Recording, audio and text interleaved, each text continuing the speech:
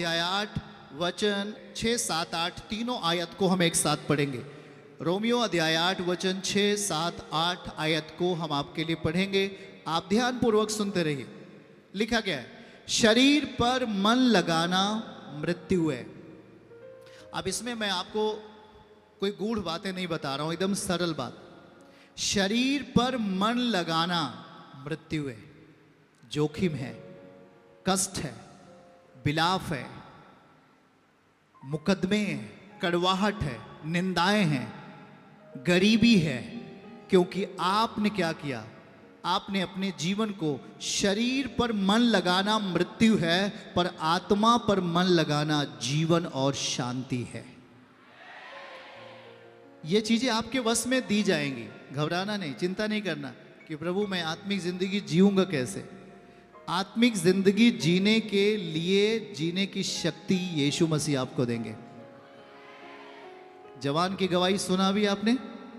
सुना कि नहीं सुना? वो कीचड़ में था कि नहीं था? वो अच्छी जिंदगी क्यों जी रहा है? वो एक पवित्रता की जिंदगी क्यों जीने लगा है?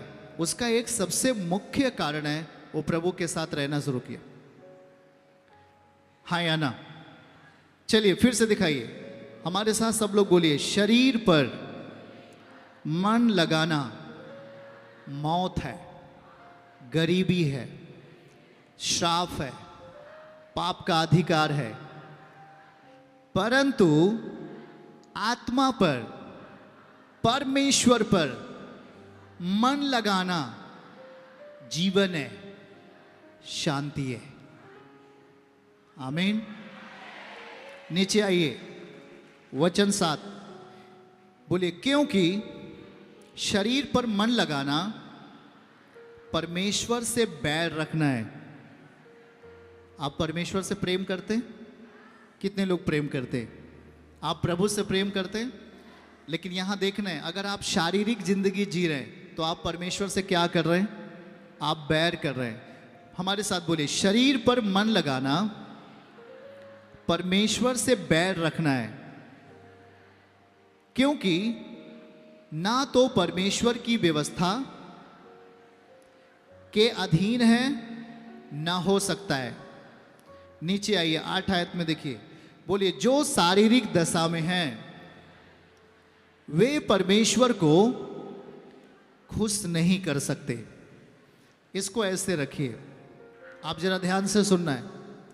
आप अपने बेटे को बोलते हो, बेटा तू अच्छी पढ़ाई क्यों नहीं कर रहा है? या तू कमाने के लिए गया, धोखे के साथ वापस आ गया। मेरी बेटी तू रात भर क्या करती है? या मेरी बेटी तू पढ़ने के लिए गई, क्या करने के लिए गई? तू क्या कर रही, कुछ समझ में नहीं आ रहा है। उसे शारीरिक आत्मा ने पकड़ा है। हेलो, उसकी इच्छा है कि यह चीज आपको समझाऊं। सीधा सीधा लिखा है कि जो शारीरिक दशा में हैं वे अपने परमेश्वर को प्रसन्न नहीं कर सकते। जिंदगी कौन देगा? बोल के बताओ, जिंदगी किसकी ओर से? छुटकारा किसकी ओर से? तो जब वो प्रसन्न होगा तभी तो हमें देगा। हाँ, वो खुश नहीं है, हमने उससे बैर कर लिया है, वो हमें कुछ देगा? आप अपने पड़ोसी से बैर कर लें और कहें भाई मेरी सहायता करिए, क्या वो आपकी मदद कर सकता है? आपने बैर किया। जरा ध्यान से सुनिए, आज यही बात प्रभु आपको समझा रहा है कि जो शारीरिक दशा में हैं वे परमेश्वर को प्रसन्न नहीं कर सकते। और शारीरिक दशा शैतानी दशा है, उसमें नो डाउट, कोई संदेह नहीं। प्रभु यीशु मसीह को स्वर्ग में आप देखना चाहते हैं, हम देखना चाहते हैं। निकट है उसका आगमन, पर वो एक ऐसी दुल्हन चाहता है जो पवित्रताई का श्रृंगार की हो। ऐसी दुल्हन नहीं जो बीड़ी पीती है। जरा बताओ, अगर आपकी दुल्हन बीड़ी पीने वाली हो, वो दूल्हा क्या सोचेगा? ये भी बीड़ी पी रही है, कल सबको पी जाएगी। ना रे बाबा, तुझसे शादी कौन करेगा? आत्मिक भाषा में एक आत्मिक दुल्हन की बात यीशु मसीह करता है।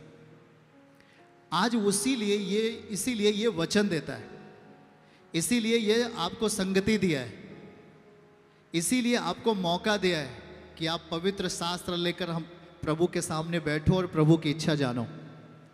वचन लेकर के पढ़ करके परमेश्वर की मर्जी समझ लो। नहीं समझ में आता है, संगति जाना है हमें, वहाँ परमेश्वर का अभिषेक पाना है, संगति नहीं छोड़ना है। सारी व्यवस्था टाइम है आपके लिए मुहैया कराया है, आपके लिए मुहैया कराया, आपके लिए व्यवस्था किया है। और इसीलिए आज प्रभु आपको ये बातें समझा रहा है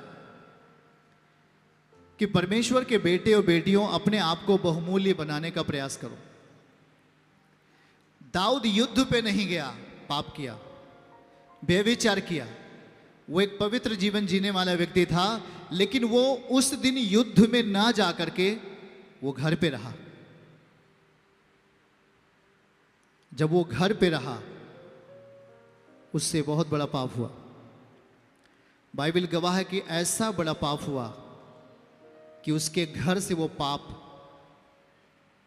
खत्म नहीं हुआ, वो पाप उसके घर में बना रहा। उसके स्वयं के पाप तो माफ हो गए, लेकिन परमेश्वर ने क्या कहा, मैं आपको समझा देता हूं। परमेश्वर ने क्या कहा, दूसरा सामुएल जल्दी से हमारे साथ खोलिए, और वहां पर परमेश्वर ने क्या कहा। दूसरा सामुएल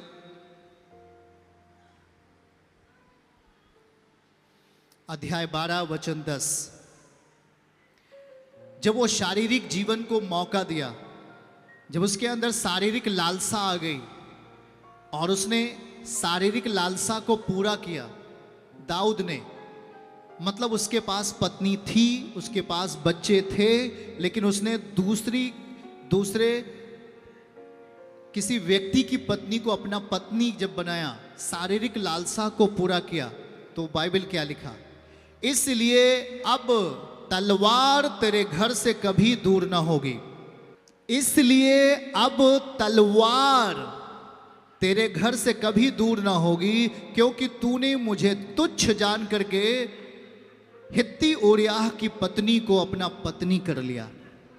हेलो, शरीर को जब आप बढ़ाते हैं तो शरीर विपत्ति लेके आती है। कितने लोग बातों को समझ रहे भाई बहन? आप शारीरिक, केवल व्यभिचार ही नहीं, सारे बुरे कर्म, लोभ, लालच, ईर्ष्या, चुगली करना, गलत बातों को अपनी जिंदगी में अवसर देना, हर एक बुरे कर्म है, शारीरिक बातें। और जब शारीरिक चीजें आप में आती हैं तो आपके जनरेशन तक जाने का प्रयास करती हैं, आपके बच्चे, आपके नाती पोतों को भी छूने का प्रयास करती हैं। वहां लिखा है कि अब तलवार तेरे घर से दूर ना होगा दाऊद, क्योंकि तूने दूसरे की पत्नी को अपनी पत्नी बनाया, तूने शारीरिक लालसा किया, तूने शारीरिक देह को, मतलब तूने वो पाप किया है जो तू अपने देह के विरुद्ध पाप किया है। इसलिए अब तेरे परिवार से, तेरे घर से तलवार दूर ना होगी, मतलब लड़ाई। वचन पढ़ने वाले, सुनने वाले ध्यान से सुने, मैं उन्हीं से बातें कर रहा हूं। बाइबल गवाह है कि याद रखो, उसके बच्चे हुए, उसके बच्चों में व्यभिचार आया, उसके बेटों में पागलपंथी आया, विद्रोह आया, और याद रखना उसके बेटा सुलेमान की जिंदगी में उसने भी गुनाह किया, और परमेश्वर का राज्य दो भाग में बट गया, और वहां पर उपद्रव हुआ। कारण एक ही था, पाप, शारीरिक लालसा।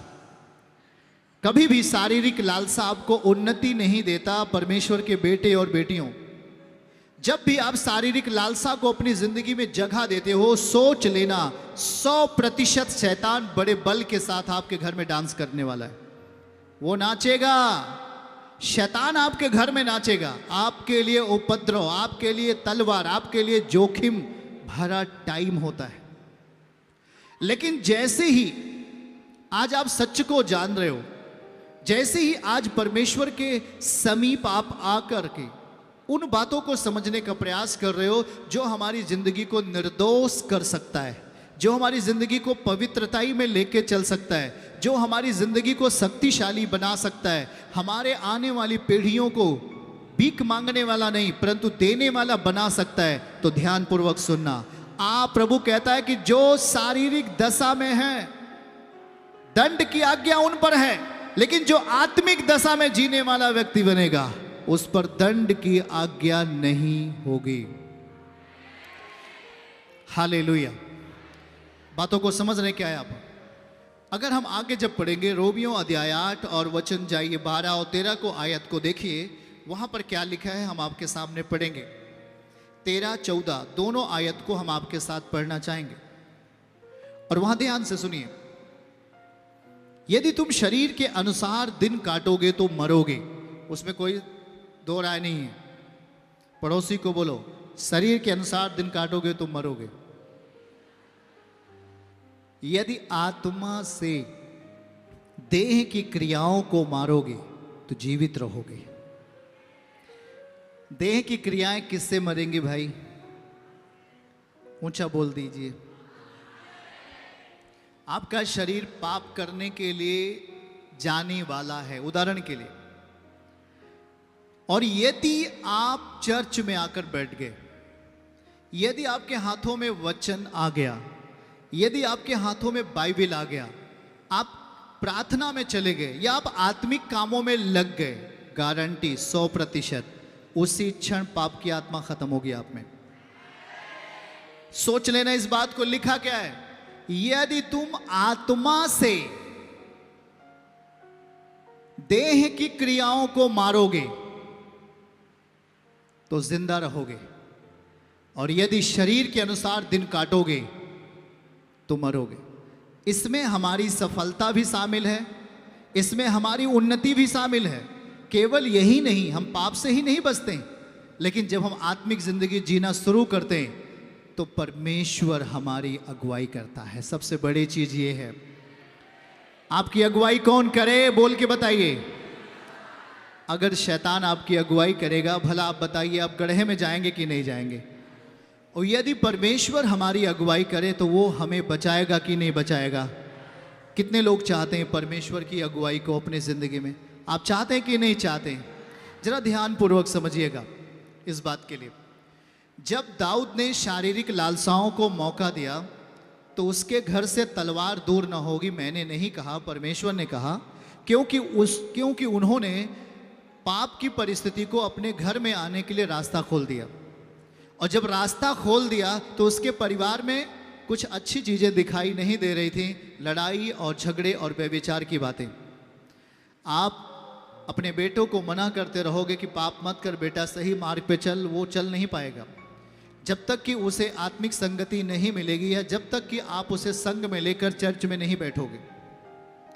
आपकी बेटी पाप करती रहेगी, व्यभिचार करती रहेगी तब तक जब तक आप उसे संगति में लेकर नहीं बैठते। याद रखना है कि हमें एक ही चीज से, यहां दिखाइए लिखा क्या है, आत्मा से देह की क्रियाओं को मारोगे।